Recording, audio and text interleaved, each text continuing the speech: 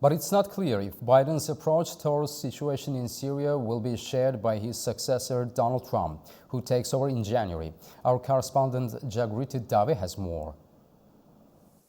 A moment of historic opportunity for the long-suffering people of Syria to build a better future for their country. That's how Joe Biden described the capture of Damascus and the departure of Assad after more than 2 decades in power. Speaking from the White House, Mr. Biden said the US's actions, including sanctions against Assad's supporters, Iran, Russia and Hezbollah, had weakened them, and that this prevented them from being able to prop up the Syrian government.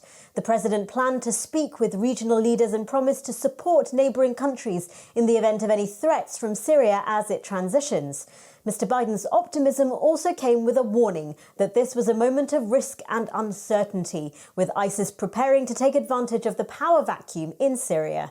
With that in mind, he said the US had conducted dozens of precision airstrikes targeting ISIS in Syria.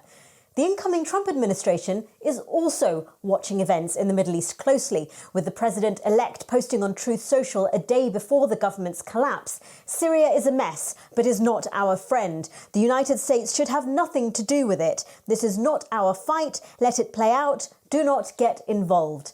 Now, this was a sentiment echoed by his vice president-elect after the rebel takeover. J.D. Vance posted on X, as President Trump said, "This is not our fight and we should stay out of it." But despite Donald Trump's desire to stay out of Syria, he will likely have to make a difficult assessment about the extent of US involvement, given the level of existing sanctions on Syria's economy and the concerns about ISIS and the rise of opposition group Hayat Tahrir al-Sham with its previous links to al-Qaeda. Now, the Trump administration may find that taking a hands-off approach is easier said than done. Jagriti Dave for ANewz in Washington, D.C.